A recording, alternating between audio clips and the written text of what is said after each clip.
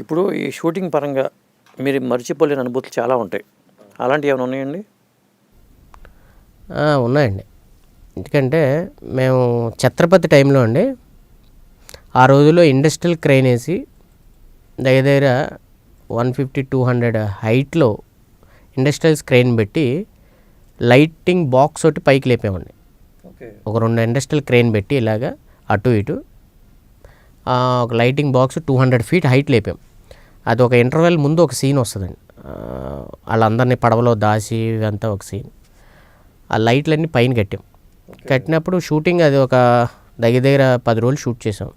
ఆ షూటింగ్ చేసే క్రమంలో అప్పుడు రైనీ సీజన్, ఒకరోజు రెయిన్ వచ్చి మళ్ళీ అది తెగి కింద పడిపోయింది. ఓకే. ఒకరోజు షూటింగ్ ఆగిపోయింది. మళ్ళీ అది ఇమీడియట్లీ రెడీ చేసి మళ్ళీ అది దాని గురించి వెయిట్ చేసి మళ్ళీ దాని గురించి మళ్ళీ కట్టి షూటింగ్ చేసాం. అంటే ఆ సీన్ చేసినప్పుడు ఆ లైటింగ్కి అది చాలా అద్భుతంగా ఉంటుంది అనమాట. అది ఒక మర్చిపోలేని అనుభూతి అనమాట. అది అంటే అంత బాగా చేసాం, అది చాలా బాగా చేసాం ఛత్రపతి. అంటే అలా చేయాలని ఆలోచన ఎలా వచ్చింది? అంటే అది గ్రూప్ డిస్కషన్ చేసామండి. గ్రూప్ డిస్కషన్ చేసినప్పుడు అనిపించింది. ఇప్పుడు అందరం ఇప్పుడు సెంధిల్ గారు కానీ మేము కానీ కూర్చుని మాట్లాడుకున్నాం, ఏదైతే సెటప్ ఉంది, ఏం చేద్దాం ఏంటని అనుకున్నప్పుడు చేసి గ్రూప్ డిస్కషన్లో చేసి కట్టి తర్వాత సై చేశారు. సయ్యం అది గేమ్ అండి. అది పోలీస్ అకాడమీలో మేము ఎవ్రీడే మార్నింగ్ వెళ్ళటమే అదొక మంచి అనుభూతి అండి. అంటే రాజమౌళి గారితో ఆ రోజుల్లో చాలా హ్యాపీగా ఉండేది.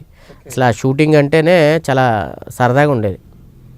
ఆయన ఎంత ఆలోచనగా ఉన్నా, ఎంత ఇదిగా ఉన్నా మేము ఎంత అల్లరిగా ఉండేవాళ్ళం. ఆయన దగ్గర చేసే అసిస్టెంట్ డైరెక్టర్సే కానీ మేమే కానీ మేము ఒక 6 మంది ఉండేవాళ్ళం, 5 మంది ఉండేవాళ్ళం అసిస్టెంట్స్ కింద. ఆయన దగ్గర ఒక 5 మంది ఉండేవారు. అందులో ఒక 2 సీనియర్స్ కో డైరెక్టర్లు ఉండేవారు. వాళ్ళు మా జోలికి వచ్చేవారు కాదు. అసిస్టెంట్ డైరెక్టర్స్ మేమంతా కూడా చాలా మార్నింగ్ ఆయన గ్రౌండ్ చుట్టూ జాగింగ్ చేయించేవారు. ఓకే. వాళ్ళతో పాటు మేము కూడా జాగింగ్ చేయడం, అలా మంచి అనుభూతులు బాగుండేవి. ఇప్పుడు హీరోలంతా మీతో కలిసిపోతారా? కలిసిపోతారండి అంతా. అయితే మేము ఒక పెద్ద హీరో అయిపోయాం, మీరు అంటే మీరు అసిస్టెంట్గా ఉన్నప్పుడు డిఓపిగా ఉంటే ఓకే అనుకోండి, అట్లా అలాంటి భేదాలు ఏం లేవండి. మాతో హీరోలు అందరూ కూడా బాగా, అంటే మీతోనే 24 క్రాఫ్ట్స్ వాళ్ళు అందరూ చాలా టీం కదా. సినిమా అంటేనే ఒక టీం వర్క్. ఈ టీంతో హీరోలు అందరూ అంతా బాగుంటారా? బాగానే ఉంటారండి, బాగానే మాట్లాడతారు, బాగానే ఇచ్చేస్తారు. ప్రభాస్ గారే కానీ అప్పుడు ఆ టైంలో చాలా సరదాగా ఉండేవారు. మాతో అందరితో చాలా జోక్ చేసేవారు, చాలా జోక్గా ఉండేవారు. అందులో ఇంకొకటి ఎన్టీఆర్ గారితో చేసినప్పుడు కూడా ఎన్టీఆర్ గారు కూడా ఆయన చాలా జోవియల్గా సరదాగా ఆట పట్టించుతూ ఉండేవారు. నన్ను స్విమ్మింగ్ పూల్లోకి దోసేవారు. అట్లా చాలా స్విమ్మింగ్ పూల్ సీన్, ఏదో వాటర్ సీన్ ఒకటి చేస్తుంటే ఆయన చాలా సరదా. అశోక్ సినిమా టైంలో చాలా బాగా ఉండేది. ఇప్పుడు రిస్కీ షాట్స్లో వీళ్ళు కంపల్సరీగా డూప్ని తీసుకోవాల్సిందేనా, లేకపోతే వీళ్ళు కూడా రిస్క్ చేస్తారా? అంటే ఆ రిస్క్ని బట్టి అండి, డిపెండ్స్. ఆ డిపెండ్స్ని బట్టి ఆ డూపుని పెట్టాలా లేదా అనేది చేస్తాం. ఇప్పుడు కారు పెల్టీలు కొట్టేది ఉంటుంది, అది హీరో గారికి అంత అనుభవం ఉండకపోవచ్చు. ఎందుకంటే ఫైటర్స్ వాళ్ళకు ఒక అనుభవం ఉంటుంది. వాళ్ళకి ఎప్పుడు బ్రేక్ కొడితే ఎప్పుడు కారు తిరగబడుద్ది, ఎప్పుడు ఏమవుతుంది అనేది వాళ్ళ ఒక లెక్క ప్రకారం, దానికి ఒక కొలమానం ఉంటుంది కదండి, దాని ప్రకారం వాళ్ళు చేసుకెళ్తారు. అది మీరైనా నేనైనా హీరో ఎవరైనా అది చేయలేము. అది ఎందుకంటే దానికి ఒక ట్రైనప్ మనుషులు ఉంటారు కాబట్టి అది వాళ్ళ చేయడమే కరెక్ట్. ఎందుకంటే దానికి వాళ్ళు కొంచెం డూబ్ వేసుకుంటారు ఆ టైంలో. ఓకే. మిగతా మ్యాక్సిమం కూడా కొన్ని డూబ్ ఉండాల్సినవి కూడా ఇప్పుడున్న మన యంగ్ హీరోస్ ఆల్మోస్ట్ వాళ్ళే చేస్తున్నారు. మ్యాక్సిమం మన యంగ్ హీరోస్ ఆల్మోస్ట్ చాలా వరకు వాళ్ళే చేస్తున్నారు. డూప్ల అవసరం తక్కువ తీసుకుంటున్నారు అంటే న్యాచురాలిటీ కోసం. న్యాచురాలిటీ కోసం. ఇప్పుడు ఒకప్పుడు ఎందుకంటే ఒక కెమెరా 2 కెమెరా పెట్టేవారు. ఇప్పుడు ఎందుకంటే 4-5 కెమెరాలు పెట్టడంలో ఏమవుతుందంటే ఒక కెమెరాలో కాకపోతే ఒక కెమెరాలోనే తెలుస్తుంది ఇది డూబ్. ఎందుకంటే అలా హీరోలు ఒప్పుకోవట్లేదు. ఇప్పుడు డూబ్ అని అంటే లేదా ఇది నేనే చేస్తానని స్పోర్టివ్గా తీసుకుని స్పోర్టివ్గా చేస్తున్నారు. ఓకే. మన హీరోలు చాలా డేరింగ్ అండ్ డాషింగ్ మనుషులు వాళ్ళు. ఇప్పుడు సెకండ్ యూనిట్ అంటూ ఉంటారు కదా, అదేంటి? సెకండ్ యూనిట్, సెకండ్ కెమెరాస్ అండి. ఇప్పుడు యూనిట్స్ అనేవి తగ్గిపోయినాయి. ఎందుకంటే సెకండ్ యూనిట్ అంటే ఇంకొక చోటగా ఇప్పుడు ఎందుకంటే త్వరగా చేయాలి, త్వరగా ఇది చేయాలి, డేట్లు లేవు ఎవరైనా అంటే ఇప్పుడు ఒక చోట షూటింగ్ జరుగుతూ ఉంటుంది, ఇంకొక ప్లేస్లో కూడా షూటింగ్ జరుగుతూ ఉంటుంది, ఇంకొక యూనిట్ జరుగుతూ ఉంటుంది, దానికి ఒక కెమెరామ్యాన్ ఉంటారు. ఇప్పుడు అలాంటి వాటికి నేను చాలా చేశాను. తర్వాత 2 కెమెరాలు పెడతారండి. ఓకే.